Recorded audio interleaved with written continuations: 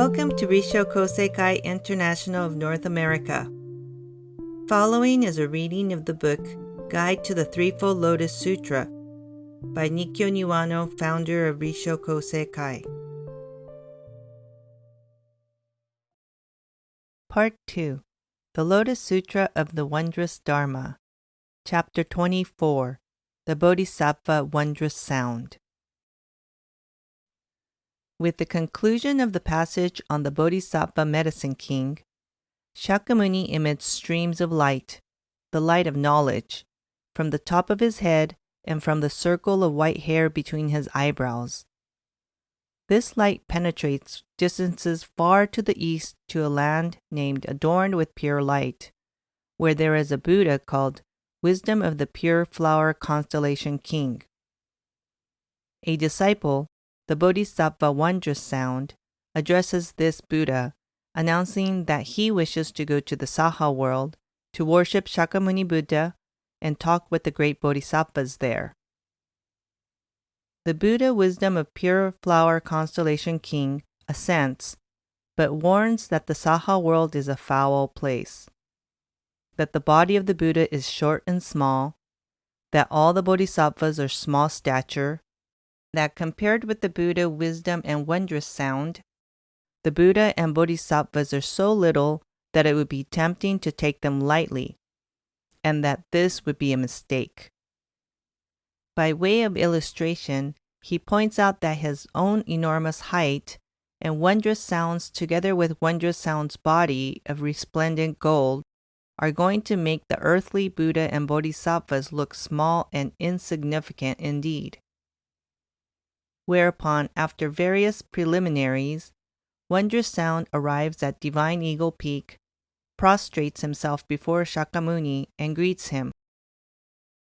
He then asks if the world-honored one will allow him to see the Tathagata abundant treasures. Immediately after Shakyamuni has relayed this request, Abundant Treasures appears and praises Wondrous Sound for coming to pay homage to Shakyamuni. At this, the Bodhisattva Virtue of Flower questions Shakyamuni about this odd occurrence. Shakyamuni responds that in a past time, Wondrous Sound had paid homage to a Buddha named Buddha King Thundering Cloud, and that from the merit of making music for 12,000 years and making an offering of 84,000 vessels of treasures, he had acquired the unusual powers Virtue of the Flower is wondering at. Moreover, Wondrous Sound's present body is by no means his only one, for he has appeared in many forms in countless places everywhere to preach the teachings to multitudes of people. All are profoundly impressed, and Wondrous Sound, having accomplished his mission, then returns with his retinue to his own land. Such is the rough outline of what is described in this chapter. The land adorned with pure light stands for an ideal world.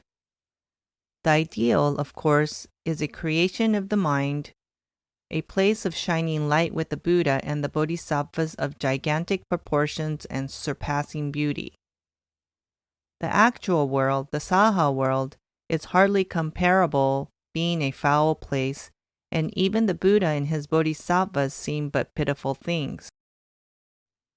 But mindful of the advice of the Buddha Wisdom of Pure Flower Constellation King, Wondrous Sound paid heartfelt homage to the Buddha of the Saha world. The meaning of this act is that Shakyamuni's effort to build an ideal world on earth was far worthier than the mere ideal itself. So long as the ideal is only something plotted out in the mind, it is only a dream. Its worth comes only in realization, in endeavor to bring the ideal to reality. This is the first major lesson of this chapter. Wondrous Sound's playing music and his offering of 84,000 vessels of treasures also have meaning. Making music is a symbol of causing world of the truth to sound in people's hearts, while the offering of so vast a quantity of treasure means the transmission of the Buddha's countless teachings to the people of the world. Transmission of the truth taught by the Buddha is certainly the greatest offering we can make to the Buddha.